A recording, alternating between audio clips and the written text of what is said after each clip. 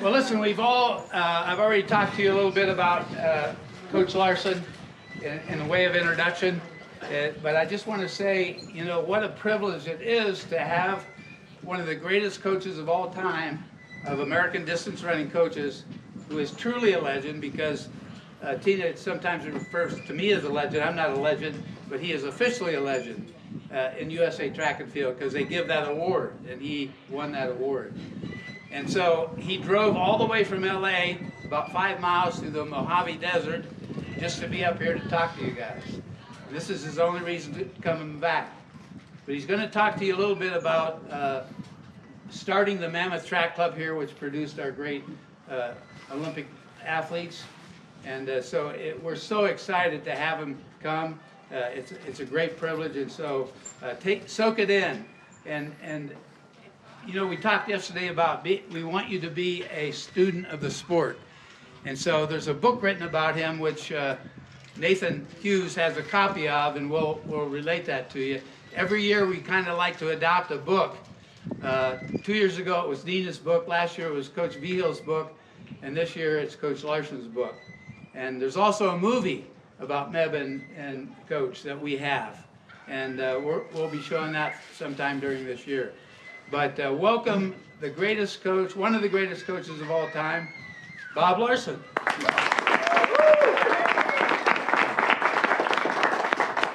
Thank you so much. Let me put this in perspective.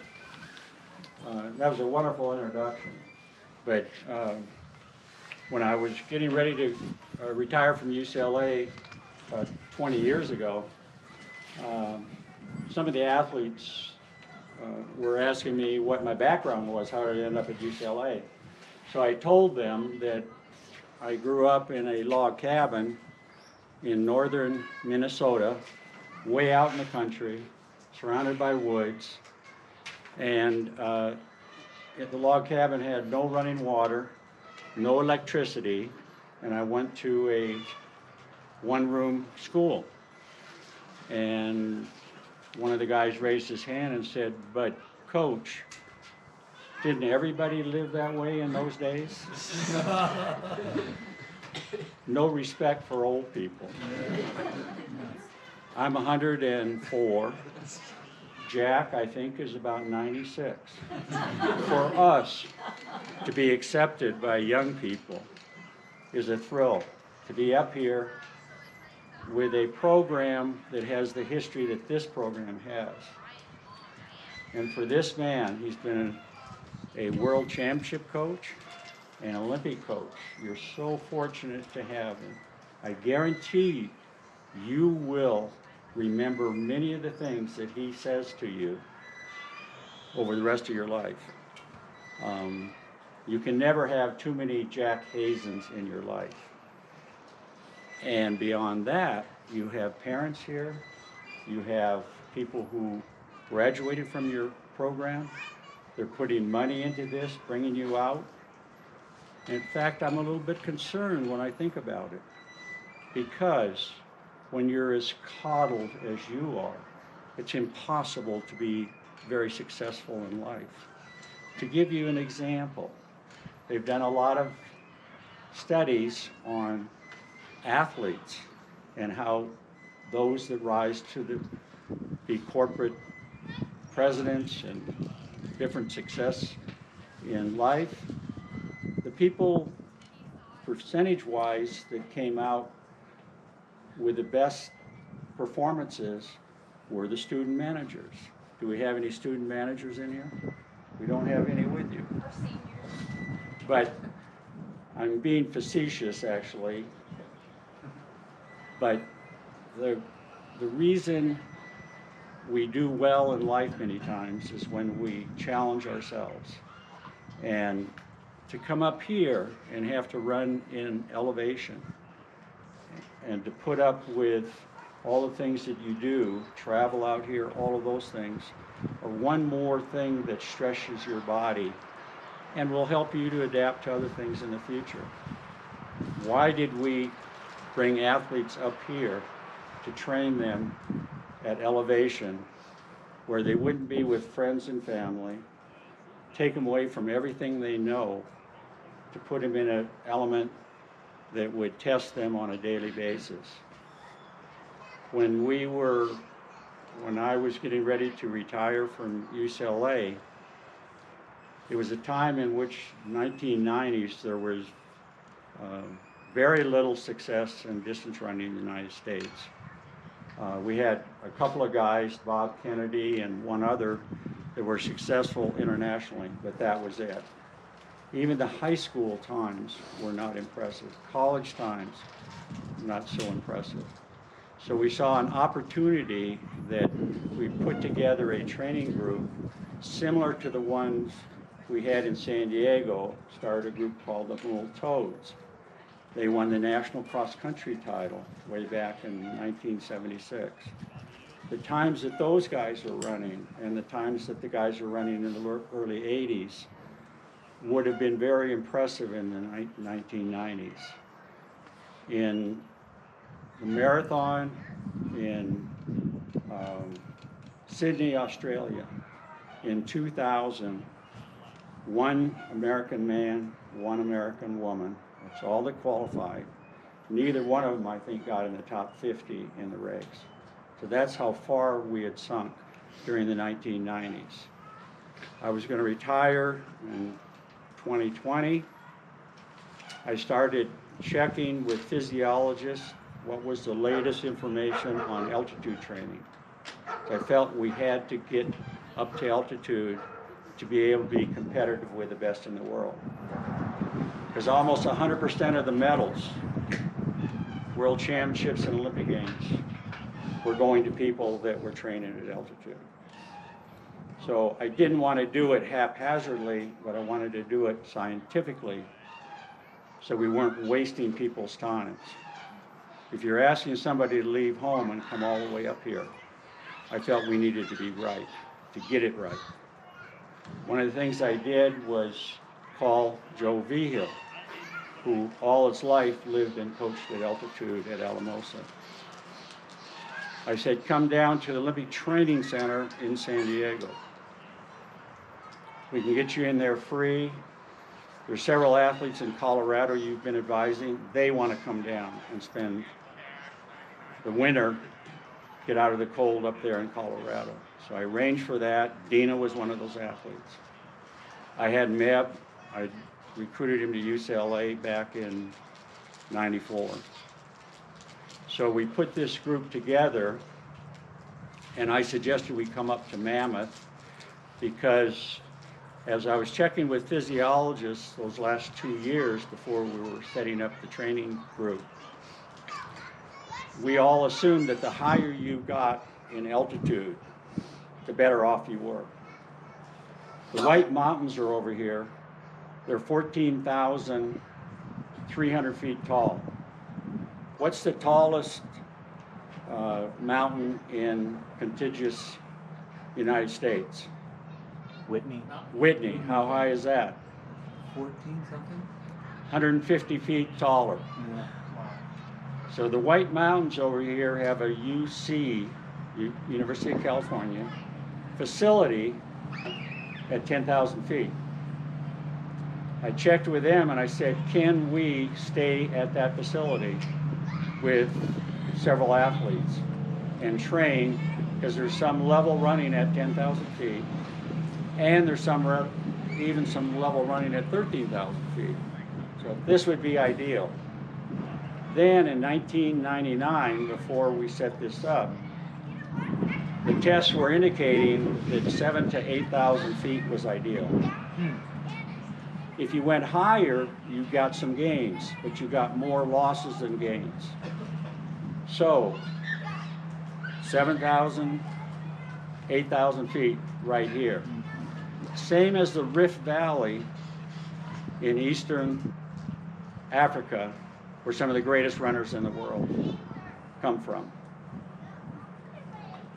So that gave us even more confidence that this would be the place to be. In 1963, I was coming up here skiing. I had a 1961 Porsche that I bought. Porsche we used to call them Porsches, Porsche, and I'd drive it up here starting in 1965. I paid $2,300 for that Porsche. It's still in my garage. It's 1961. It's worth a little bit more than $2,300. That was my introduction to Mammoth when I started coming up here at 63, 65 in there. So I remember all the level places to be able to run up here. And when they said 7,000, 8,000 feet, I brought the UCLA teams up here in the fall, just like you guys are doing, but we never stayed long enough for the elevation to kick in to help us over a longer period of time so we could be competitive at international level. So when we came up here, we first would check everybody at the Olympic Training Center down in San Diego, get them on a treadmill, get them on, make sure that their hematocrit was high enough, get them on orange juice and liquid. Fiasol. Fiasol. Yeah, we called it iron, liquid iron. Yeah. But so we try to do it, everything that the scientists were suggesting that we do, so that we wouldn't lose anybody up here or we put them in danger. We never had anybody experience altitude sickness. Almost everybody that came up here improved. And the tip-off how quickly this worked for our group was when we came up here in 2001, I guess. We brought Meb up here and one other guy, the three of us. We were up here in April. There was still a lot of snow on the ground. We only had 3 weeks. And they were going to go for the American record in 10,000 meters in Stanford. Bob Kennedy, Culpepper, and a couple other guys. At the end of 3 weeks, we were not ready.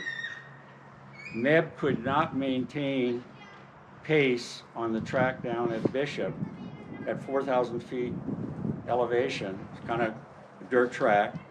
He couldn't run 420 mile pace. The pace we knew was going to be pretty close to 420 mile pace in Stanford. But because they were going for the record and there were going to be pace setters, we felt we better be in the race. So we were here 3 weeks. We felt we had to be at sea level for 1 week. So we went down to UCLA on a Sunday. I had them do a workout on the track down there. Before we finished, I said, let's do 800. Don't look at your splits, but just do 800. Don't push it hard, but kind of cruise it. As they came across the line, I said, 201, 202. And Meb and the other fellow turned around, looked at me and said, you're joking. I said, no. So I left there with a smile on my face. 1 week later, we're at Stanford. They take off at 65 seconds per lap, 25 laps, 420 per mile. Meb hangs on to that group. Bob Kennedy falls back. Culpepper falls back. Meb runs 27:13.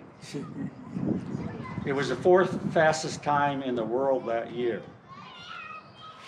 Go back 2 years, his first international race was the Goodwill Games on Long Island in New York. He almost got lapped twice. He had just graduated from UCLA and he had high hopes. He was at a level he could compete internationally with these guys. Meb was our ideal leader for us because he was born in East Africa, but he grew up in the United States, went to school on a bus like everybody else did, didn't have that running background, didn't have the altitude background. And because a lot of guys had beaten him in college and high school, he wasn't intimidating to him.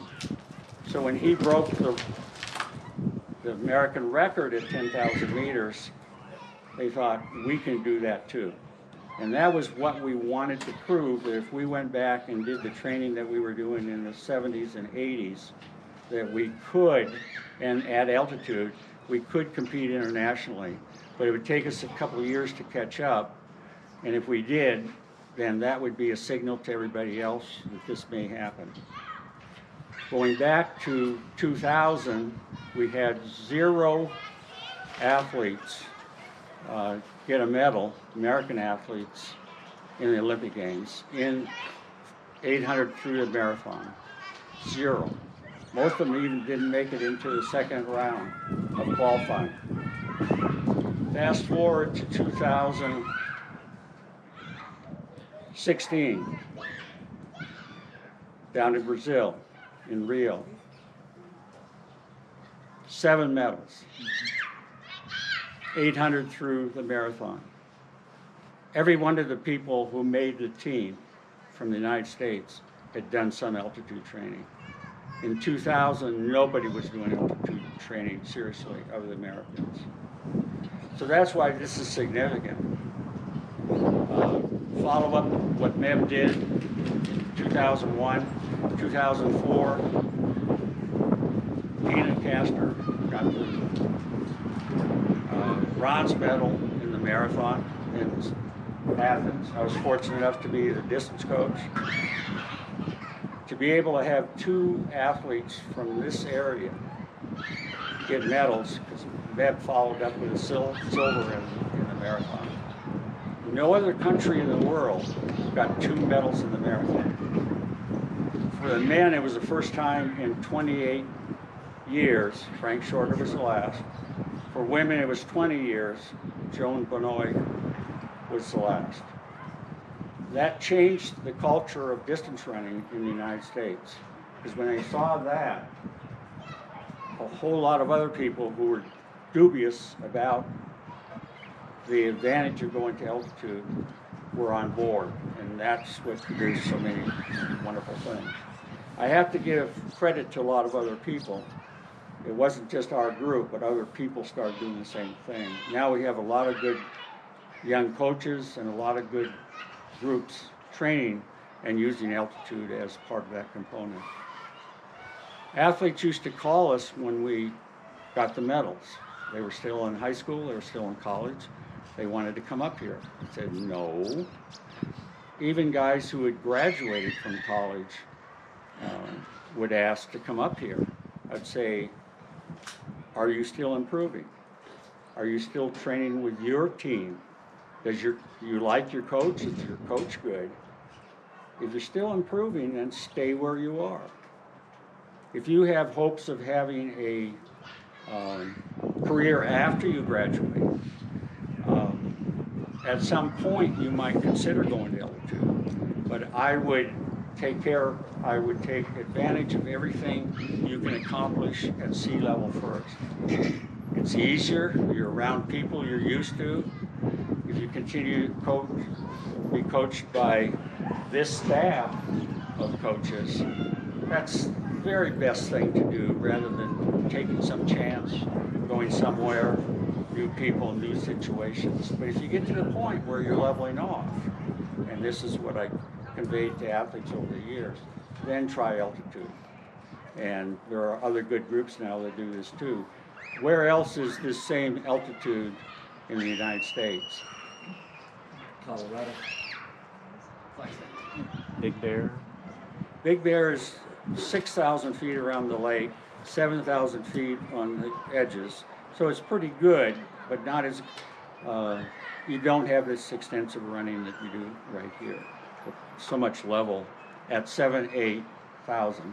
I'm going to give you a couple examples of our workouts here in just a minute. But that kind of concludes why we came up here, why it works so well, why we got drawn into it, into much bigger involvement than we had initially anticipated. Another place, you mentioned Colorado, is Alamosa. Mm-hmm. Why was Joe Vigil so hard to beat? Joe never said, oh, we can beat you easily because we're at 7,500 feet. He did have that advantage throughout his career. And he studied the science and he knew how to use it effectively. Just a couple of... Let me interrupt and say, Coach Vigil talked to me about the altitude benefits, and there was a coach from Oregon that developed a unit that you wore on your back and had a face mask, and it created an environment that was equal to this altitude. A lower amount of oxygen in the air, and it caused your body to adapt. So I bought those from Bill Dellinger, who Coach was Legend of the Year. And this year, Bill Dellinger, the old Oregon coach who was a great runner at Oregon, was honored with that same distinction. And Coach got to visit him at his house, sent me a picture of him with his arm around Bill Dellinger. But Bill Dellinger invented those and sold them, marketed them, patented them, and I bought them for my team. And I called Joe up and I said, we're going to get you now because we're training at altitude. And he goes, Hazen, it's not the workouts that you do at altitude, it's living there 24 hours a day that changes your body. You're just killing your athletes for nothing and they're not getting any benefit out of it. So I wasted all that money. And I never told Bill. Did he ever mention that to you about his venture into that? I had a couple of those. He sent me a couple. Yeah. We kind of came to the same conclusion. Yeah. I think it helped a little bit because the MC2As were at BYU, which is about, what's the elevation? It's over 4,000 feet that year. And so I had them wear that in preparation for that. Part of it is perceived exertion. You're going to only be here a short period of time, so you're not going to get total benefits of elevation. That should be 3 or 4 weeks. But you do get perceived exertion. So when you get back down to sea level after a couple of days, you're going to notice a difference. It's going to be a lot easier to run. And so that's a real advantage. By the way, you know, I'm joking about Joe a little bit. He would be successful, you would agree. Even if he had a team at sea level, he'd never be you guys, but he'd still be a real good coach with a real good team. The reason you can use the altitude effectively by being up here for, again, 3 to 4 weeks, and that was developed after we were up here. We discovered, and along with other people, that was the ideal time length. Then initially we thought the red blood cells would not degrade for an extensive period of time, but we know now you do lose the effects of the extra red blood cells fairly rapidly, but you get these other gains from being at altitude, and so we put it to good use. But Meb and Dina could come down from altitude very quickly and race right away, so we had some advantages over these groups that were going down at sea level later, and already they had lost some of the advantages we had up here. One of the reasons we could do it effectively, going to sea level and race, because your respiration rate is elevated when you go to sea level. When you run for a day, it may happen to you when you get down, you're breathing at the same rate you would up here. And but we go down to Bishop, which is 4,000 feet. I checked with physiologists, and they agreed that if you go down to 4,000 feet, you're almost, for athletes that are highly trained at this level, 4,000 feet is almost like sea level as far as breathing and effort and those things. So we would train and do our interval training and our tempo runs down there, and then we do that maybe twice a week. So we were ready and we could go at the last minute. Meb and Dina one time went all the way to Florida for the Jacksonville race, and they both broke records. And they went from 2 feet of snow here to hot and humid down there, and still won easily. And again, Dina broke a record. So we got very effective at doing that, and that took a lot of experimentation. I'm going to bore you with more of this because it gets too technical. So what I want to do is move on to just give you an example of a couple of workouts we were doing up in this area. Before we leave that, in London, USA Track and Field had a rule that all the athletes had to be in the village or in London a certain amount of days beforehand that you get checked in and get certified and get credentials and be all set. And Meb wanted to stay at altitude as long as he could. Could you describe the difficulties you had convincing USA Track and Field? Because I was not involved in that, but I know you convinced them that Meb could, he flew over, what, 1 day or 2 days before? Yeah. And stayed at, yeah, could you mention? We spent a lot of time on this once we realized how effective altitude would be for our people. So Jack was the distance coach, so he's very helpful in helping us arrange things. But we were going to fly to, I had found a track in Milan, Italy, that was at 7,000 feet. And I set it up so there was a place to live right next to the track. I knew that had them send me information about the trails. I even had pacers, everything set up, bike for me. And then Meb got injured. So we decided to stay here until the last minute instead. The reason we were going to go to Italy, you could go to London on a flight and be there very quickly. And we were going to come in at the last minute, like we did for the trials. We were the last guys off the mountain. Meb won the trials when he really shouldn't have. He beat Ryan Hall, who trained with us up here too, but not during that time. So we knew the effectiveness for Meb, especially coming in at the last minute. So we tried to do the Italy thing. We couldn't.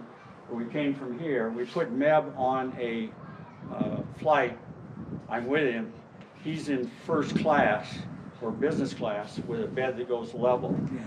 So he's on the flight all the way over to London at the last minute. I think we had 1 day there, and then he was going to race. And on the flight, we had found out, we'd done this several times, like going to the New York Marathon or across the country. We do it at night, the red eye, because the cabin is pressurized at 7,000 feet elevation or equal to.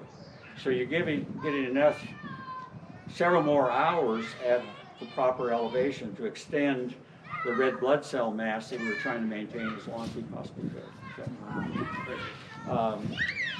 So there's a lot of other aspects to this, but another time. But getting to what we were doing when we came up here, there were workouts that some of you were probably doing similar, but we did our mile repeats in the park right here. We did 1Ks right here. We would start up there on the miles, almost close to the entrance by the highway, come down, do a turn down there, and go back up. That was a mile. Joe Vigil had originally measured it, and we were getting times that were a little bit too fast. Joe never... He always did this. He would call me and tell me what the mile repeats they were running. I go, there's no way we can compete with them. But not only were they short, he did the altitude adjustment. I would hear him on the phone, and I'd say, and whether it be you or somebody else, he would brag about what, especially Dina had done in the mile repeats. And I knew with what we were hitting with Meb and the guys especially, that was pretty doggone short mile. So after he was saying this, calling you and other people, I said, what you're doing, Joe, is setting Dina up for people are going to question her. If she's doing that workout, she should be setting course records everywhere she goes. And then it's on Dina rather than on you. So he kind of thought about it a minute, and he said, it's a mountain mile. It's an altitude mile. So he never used, that's what you're referring to. Yeah. Pat I Porter poked fun used at to him. call us and say, Pat Porter just ran 6 miles at 4:21 with a 3-minute rest. And it was really probably 4:40 with the altitude adjustment. Yeah. Yeah. Yeah. So Joe's a great storyteller, and he enhances it in a good way. He tries to inspire people, but we had a lot of fun with that. And so anyway, we're running these on a regular basis. Do you guys know where we call it Green Church Road? Okay. Do you guys do tempo? Yeah, that's our big workout this week at Green Church. Okay. Yep. We started doing that years and years ago, and we just kept using that all the time. So that was a regular thing. And sometimes we would go, like Meb would go all the way, and some of our other guys, it's not just Meb, but go all the way to that Waterman Pass or something. How far was the total? It was over 15, I think. Yeah, so Dave Granlick and Leo were here, and they ran a tempo with Meb and Ryan Hall, and they gave them a head start, and we were going 9 miles tempo, and they were going like 14 or something, and they still beat us and giving us a head start. In 2004, getting ready for the Olympic Games, we put in a few more weeks here at altitude before then we wanted to be at hot and humid over there on Crete. Talked everybody to coming over there early so they'd be acclimated. Now we know we don't have to even be at heat and humidity quite as long, but in those days we thought we had to be there a little bit longer. But Meb was running 15 miles up here at elevation, and even with some hills involved and some of that gravelly road on east of the airport, he would maintain pretty much 5-minute mile pace, which is a 2:11 marathon pace, and would finish his last couple of miles maybe in the 4:40s. His threshold pace, verified by being on a treadmill, was at sea level in the 4:30s. So he could maintain 4:30. I've had other athletes do that same thing and run that fast and not go into oxygen then. But he was so fit in 2004 when he left here, and when we got over to Crete, I was just, even though he went to the starting line, the 38th fastest out of the people. He was only his fourth marathon, Dina's third, but I still felt Med was going to medal, and he did too. He made one mistake late in the race with about 2 miles to go because he was inexperienced, and the world record holder was behind him. He was worried that the world record holder would make a shot, a run at him. So he ended up getting the silver, but he had a lot more in the tank, and he learned a lot there, and so did Dina, who recently got a medal that we can reflect back to Dina had influence on her in this Olympic Games. Molly. And the commentators mentioned Dina several times, but Dina was the second one ever to get a medal, American. Joan Benoit was the first, and then now Molly. And we have to speculate, Dina and others have inspired the new people like Molly to do what she's doing. Sarah Hall was up here with Ryan, of course. Sarah is still running really well. She ran 2:22 in Arizona last winter, I think. So a lot of new kids coming up that, other than even the older ones, but are doing really good things. And Coach, you were the Olympic coach in 2004 when Meb did this. What kind of experience was that for you? Joe was there, of course, with Dina and sitting in the stands, but you were the coach. Yeah.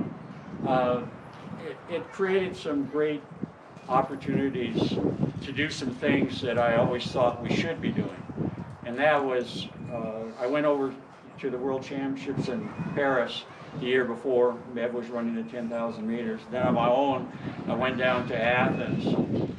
I knew some people who would give me a hand there. We went over the course, and I realized it was going to be 100 degrees, 90 to 100 degrees, and very humid, more so than what you saw in Tokyo. And there was 12 miles of uphill running on it. One of the hardest courses you could ever imagine for Olympic Games.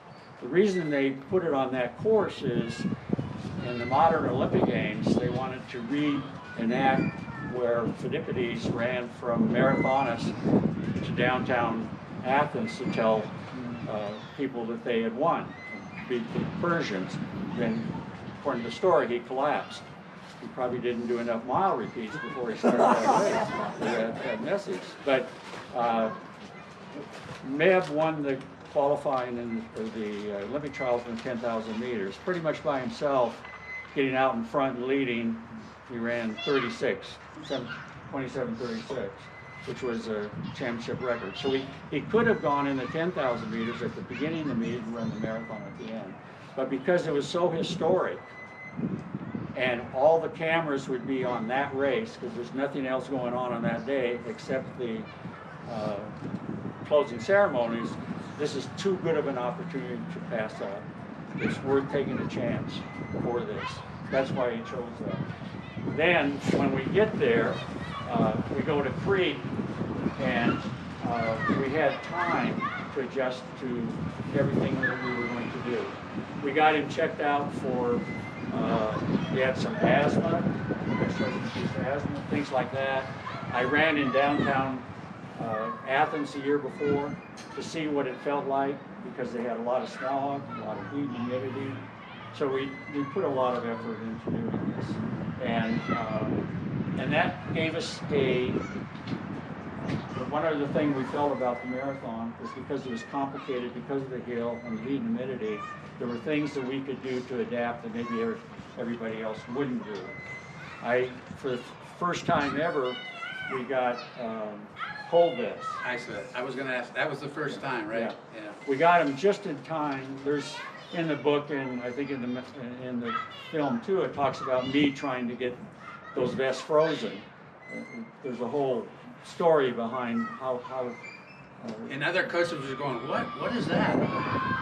Yeah, so we did some things like that, and start out really slow.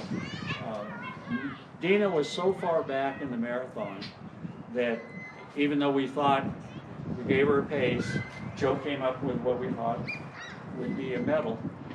I get that out on the course, and I'm getting telephone calls saying, why did Dina drop out? She was so far back with the helicopters and television that nobody can see her. But I said, no, I think she's still coming. And sure enough, here she comes. When we get to about on top of the hill, about 30K, I think, I'm this close to her, and I'm saying, everybody's dying in front of you. So it's going downhill. She's a real good downhill runner. And she'd been pacing herself ideally, and she got the third. And that was a special moment. If you see the documentary film, it shows Dina winning that. It shows Meb getting her medal, and then Meb getting his medal. And the documentary ends with Meb winning the year after the Boston bombing. He won Boston, the first American in 31 years. You asked how I felt about the Olympic Games and then Boston, and he also won New York, the only athlete ever to do that. Those things are so special that it's hard to describe what you feel like at that moment. In fact, emotionally, it's hard for me even right now to express what that meant to us. And it wasn't just Meb and I and Dina and Joe. Is what we had set out to do, and we proved to an awful lot of people and a lot of naysayers that we could do this thing and make people competitive again. So that was... And you had a lot of support from, like, the New York City Marathon, right? They financially kicked in. People bought in. Yeah. And the people here, when we came home with the medals, helped us a lot. So all those things made this possible. A little humor, Coach Ryan Hall trained up here for a while, and Ryan was a great Christian, and he has a great testimony, and but he decided that he wanted to just go off on his own, and that maybe altitude wasn't the thing, and he was gonna he decided to, he made the statement many times that he used God was his coach. And so, was it Houston, the Olympic trials, that Meb beat Ryan? And I'm standing by Bob, and Bob whispers over to me when the finish was unfolding. He says, "Coach, does this mean I'm a better coach than God?" I've got to adjust that story. When right after the race, and there were some Nike things involved, he was switching, wasn't supported, like, it'd take too long to get into all that. Nike puts a lot of money into the sport, and we're very thankful, but there was a rift between Meb and his agent, his brother, and stuff with Nike, and so there was a lot riding on that marathon, and that's 12. 12. Meb had run New York 10 weeks before the trials in Houston. Northern American ran New York because it's too close. But Meb already had his medal. He felt he could still make the team, but if he didn't, he had a medal in the Olympic Games and was doing some other really good things. So he decided to take the chance. He loves New York. People love him back there. So he ran New York one more time before going to the trials. Meb is very precise in everything he does, very detail-oriented. But he made a mistake in that race. He always put that nose, breathe right on. He has two of them, one is a backup. So when he was warming up, he has one extra one in his shoe. Forgot to take it out. So he starts off on the race and realized it's in the shoe. It dug a hole into his foot, deep enough that you don't get a lot of circulation in your feet, and if you get infection, it can be very serious. So he only had 10 weeks as minimal anyway. He couldn't do anything for more than 3-4 weeks, nothing. And had to be very careful. He didn't move around too much. Then we have a couple of weeks we have to get him back into training. So we had maybe 3 good weeks of training before Houston. He was not projected to make the team. He was getting older, so even I remember Track and Field News didn't have him in the top 3 because we were really loaded with good talent at that time. So we stayed up here till the very last moment. I thought we had to take some chances to get it right if he was going to make the team. And I told him, Ryan is going to take it out because if you let Ryan get in front, he gets into his mood and his groove, and it'd be really hard to catch him. So try to stay with him from the beginning. Let's see, otherwise you're going to be battling everybody else. It's early in the morning, just gotten down there. Ryan, sure enough, takes off in the first mile. I go to mile point and watch. Ryan is just cruising. Meb is short ways behind him. Early in the morning, it's just so hard for him to stay up. The other guys are a little behind Meb. So I go to the 3-mile mark, anticipating Ryan's going to be gone, and Meb will be dealing with everybody else. Get to 3 miles, Ryan, Meb, and everybody else, and they're just cruising now. Meb is finally warmed up. Did the right thing by hanging on and not letting Ryan go. I told him, don't lead because we're short on conditioning, so you got to be careful. But wait until, if you can move, wait until they're tired. If you move early, they're going to respond. They're still feeling good, especially Ryan. So Ritzenheim is supposed to be in the best shape of his life. He's in the race. The Moroccan, can't remember his name, he was a Californian too. He had run great half marathons and beaten it recently. So the group was dramatic. When they got, Ozzy was in there too. So here they come around. It's a loop course, so we can see them a couple times each loop. And getting further and further along, Rich falls off, the Moroccan falls off. Now it's Abdi, Meb, and Ryan Hall, and then Abdi's gone. So it's down to Ryan and Meb, and we're about 23, 24, right in there miles, and Meb makes his move. And Ryan, rather than gearing low and trying to stay up, we've watched athletes over the years. We talked to Ryan about it, but he did the same thing, which was he lengthened his stride. If you're at the end of a marathon or any long race like 5 or 10,000 meters, and we knew which athletes you could attack late because they'll overstride or try to lengthen their stride rather than doing this. And Ryan did that. Didn't realize it for a while, but Meb now is gone. By the time Ryan got it back together, he couldn't pull Meb back in. So Meb wins the race, Ryan's second, and Abdi's third, and Ritzenheim is fourth. It's the only race ever for Americans, I think, were under 2:10. So at the press conference afterwards, they're asking Meb a bunch of questions and some questions to me. Then I'm leaving, and one of the reporters comes up and he says, "Can we ask you one more question?" They had a camera. I said, "Sure." And that's where that came out. The reporter said, what you just said, and I laughed. I just started laughing. So now I go up, shower, and get ready for the reception. We go to the reception, and I'm thinking, oh no, they've got it on camera that's, I was laughing at that comment. I didn't want that out there, especially with Ryan, who I respect so much, and a wonderful guy. And so I go into the meeting, or the reception, I find that reporter.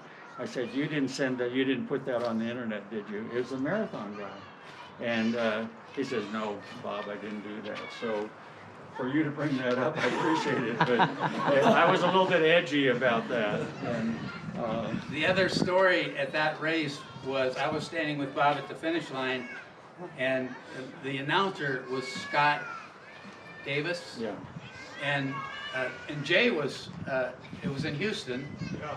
And what was the Nike guy that was in charge of athlete?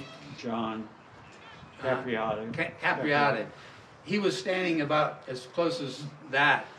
And the announcer said the marathoners will be seeing them any minute now, and we'll have to decide who's winning. And it was about a quarter of a mile down that they made the turn, and Scott Davis said, and here comes Meb in his new Skechers. and Bob goes like this to me, and we look over at Capriani, and he's looking like this.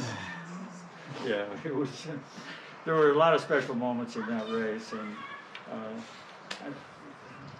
I don't take it so much of your time, but appreciate your attention. At the marathon then in London, Meb had an opportunity to actually medal again. He got the wrong bottle in the first 5K and had really bad stomach problems. He was with the leaders for quite a while, but he had to let him go. And that was the marathon where in the last 8-mile loop, he comes from 20th to 4th. So really dramatic. He had huge blisters on the bottom of his feet and everything. If he hadn't had that problem with the, and it wasn't Jack's fault at all. It was a newbie out there on handing out bottles. And, so anyway, the stuff that he drank gave him a real problem. That could have been another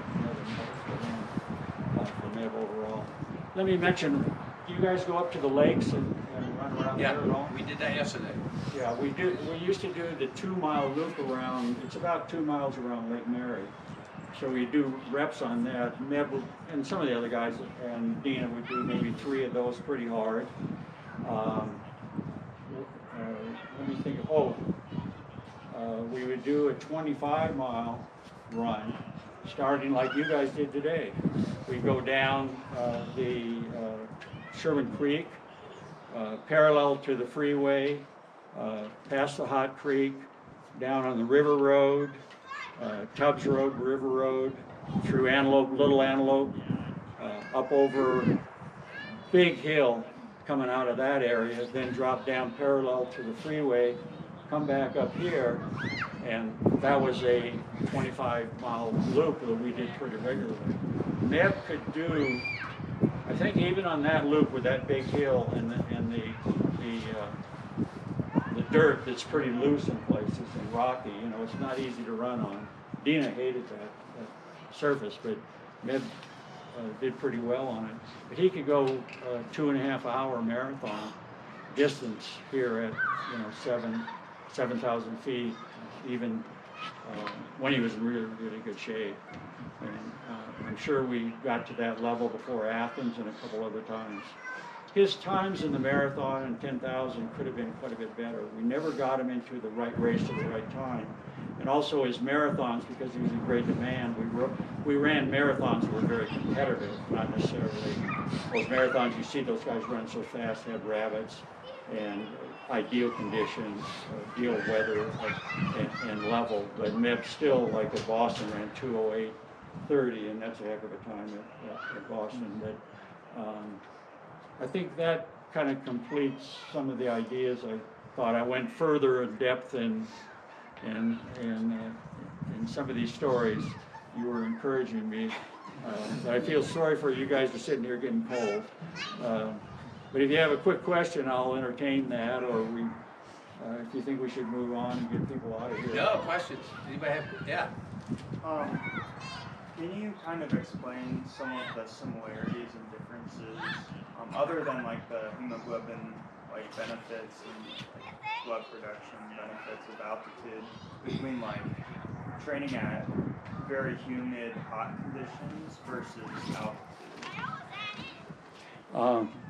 That's a good question. What I discovered was that the Australians had done some research that the stress levels from heat and humidity are similar to altitude. So really, you may be able to adapt a little bit quicker.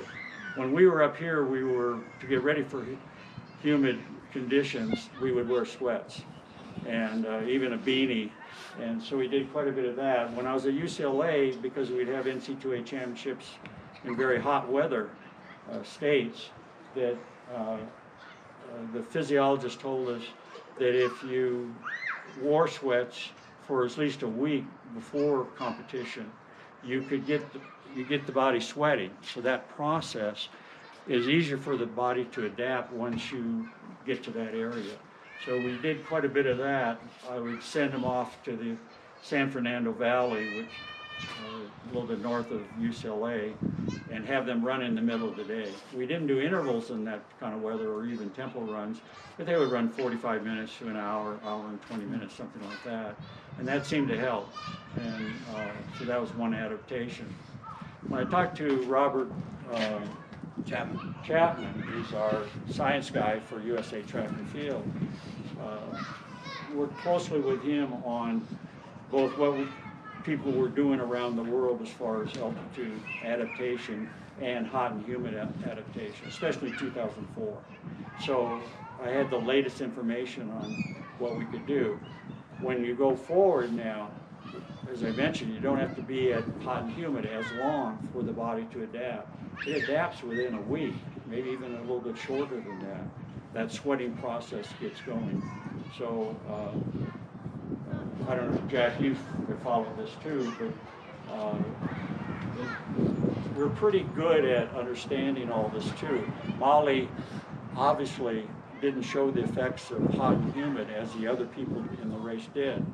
That's significant because they were saying she didn't do anything special, but I know that Robert and everybody else talked to her and her coach about how she should prepare for that. Before all of our international, like world championships and Olympics, it used to be David Martin, who was a guru and did so much. And in the Atlanta Olympics, he was in his heaven because it was so hot and humid down there. But they bring the marathon marathoners in for a seminar with the athletes and the coaches, and they go over all these things. And David Martin was the real guru at that, but Robert's doing a great job now too. So they really train them ahead of time to know what to do and to sip their fluids and not just try to take it in and throw it away. All those things are really significant in our improvement in how we do things. No matter how tough you are in high humidity, if your body can't cool itself, you have to be careful that you have an even expenditure of energy. And that's what we impressed on everybody at Athens, that we didn't, once you get the body heat, the core heat too high, no matter how tough you are, it's not only, it's going to slow you down, but it can be dangerous at one point. Your brain regulates that, and you just, it's a brain thing, you know, it shuts you down, nothing you can do about it. And that's one thing that David emphasized, Martin talking about, is taking that 8 ounces or 6 ounces and holding it. In the past, you'd see guys take a few sips and throw it, but our guys were doing this the whole way. They drank the whole bottle right from the beginning.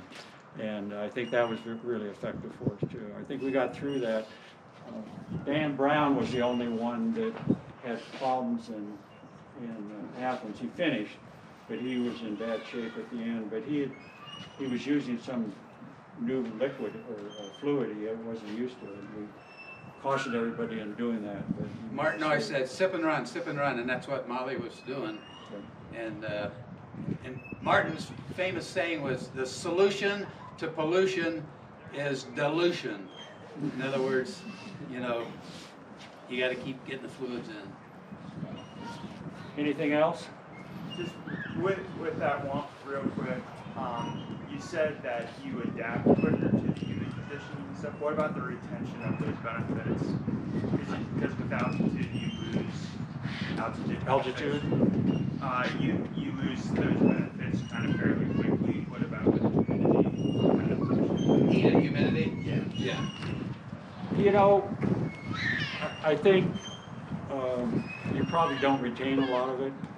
I think though, just like going to altitude over long periods of time, back and forth, and heat and humidity, each time you do it, it seems like it's easier. Maybe it's a mental thing, but personally, and many of the athletes feel that same way, that once they've been exposed to it a few times, it's not as shock to the system, and they adapt. But how long you retain that, I'm not so sure. So The acclimatization to altitude takes a lot longer.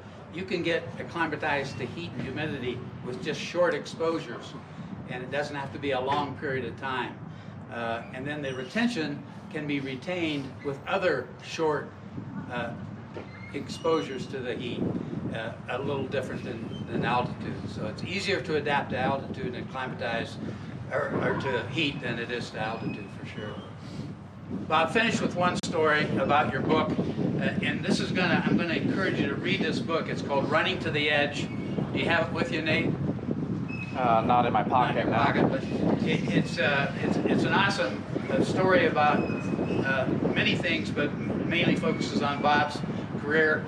And one of the things that he did early on before he got to UCLA was he got a bunch of guys just running. They were pretty good, but he got them together, and the name of the book is Running to the Edge, and he trained them to the edge.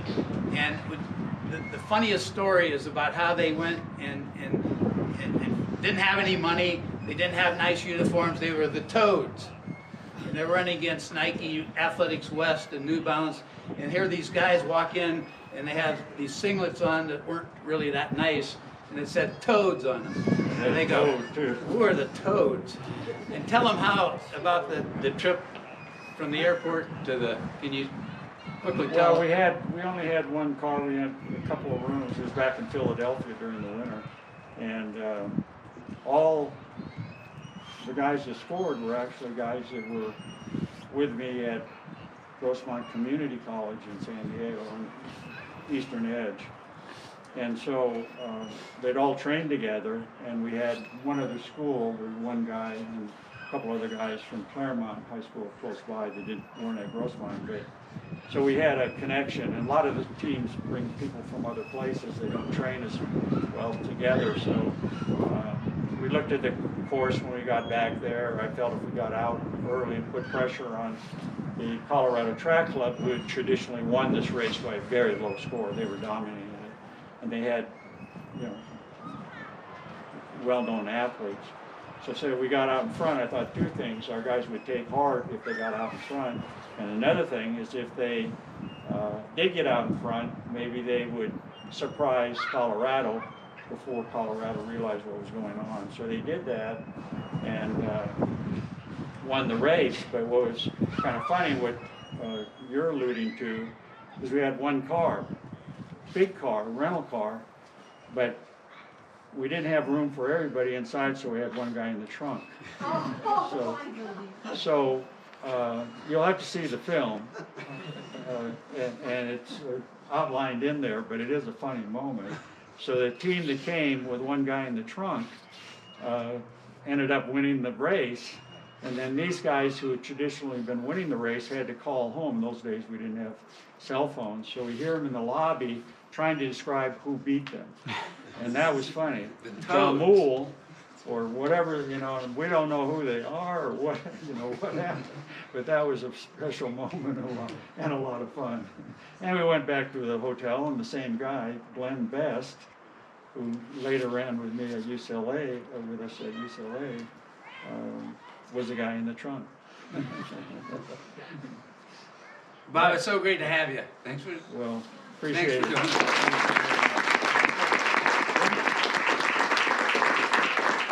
I leave you with one last simple thought. Ernst van Aken was a very well-known physiologist and coach in Germany years ago.